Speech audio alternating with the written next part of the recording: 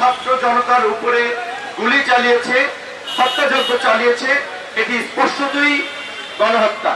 এই গণহত্যা নিয়ে জাতিসংঘ তদন্ত করছে এবং আমরা এই ঘটনার স্বচ্ছতার জন্য, জবাবদিহিতার জন্য, আন্তর্জাতিক পরিসরে গ্রহণযোগ্যতার জন্য আমরাই সরকারকে বলেছিলাম সরকার যেন জাতিসংঘকে এই ঘটনার তদন্ত করার আহ্বান জানায়।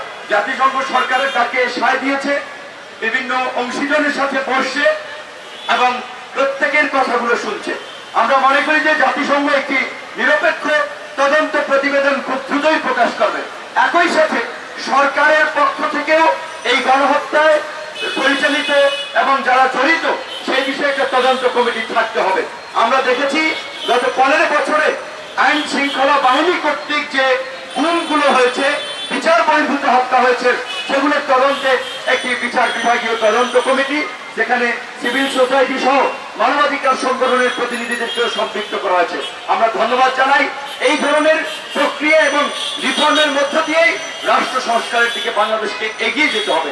যদি এই রাষ্ট্র সংস্কার কিংবা রাষ্ট্র পুনর্গঠন, আমরা যাই বলি না কেন, রাষ্ট্রের পুনর্গঠন দরকার, সংস্কার দরকার, সেটা যদি না হয়, শুধুমাত্র একটা রাজনৈতিক দল ক্ষমতা থেকে পালিয়েছে আর একটা দলের হাতে যদি ক্ষমতা চলে যায়, তাহলে কিন্তু এই যে এই দেশের নিরীহ জনগণ, কৃষক, শ্রমিক, সাধারণ মানুষ বারবার যে স্বপ্ন নিয়ে রাজপথে আসে, রক্ত দেয় গণতান্ত্রিক একটা বাংলাদেশ বিনির্মাণ করার জন্য, একটা মানবিক বাংলাদেশ বিনির্মাণ করার জন্য, সেই স্বপ্ন পূরণ হবে না। তাই আমরা পরিষ্কারভাবেই বলছি, রাষ্ট্র সংস্কারের জন্য, রাষ্ট্রের পুনর্গঠনের জন্য যতদিন সময়ের প্রয়োজন হয় আমরা সেই সময়টা এই সরকারকে দিব।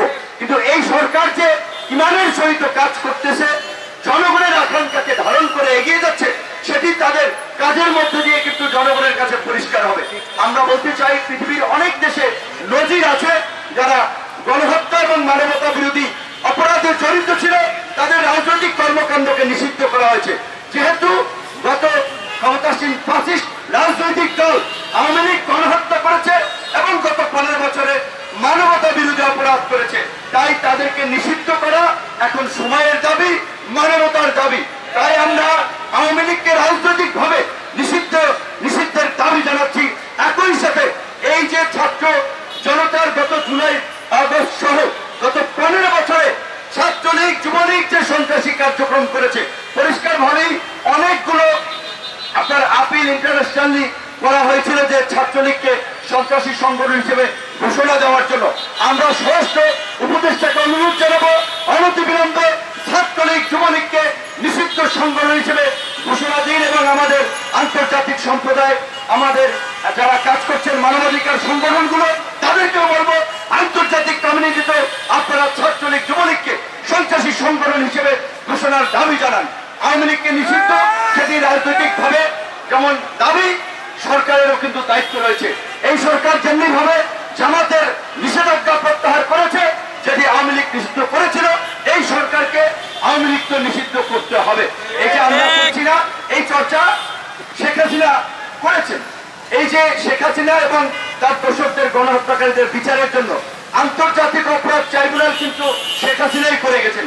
কাজী এখন আর নতুন করে আইনের প্রয়োজন নাই। শেখ হাসিনার করা আইনে যদি আপনারা বিচার করেন, দ্রুত সময়ের মধ্যে সেই বিচার সম্পন্ন করা যায়।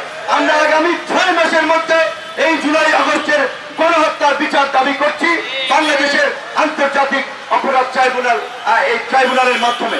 অনতিবিলম্বে ছাত্র জনতার এই আকাঙ্ক্ষাকে প্রাধান্য দিয়ে আইন উপদেষ্টা সেই পদক্ষেপ নেবেন, আমরা সেই প্রত্যাশা করি এবং বাংলাদেশের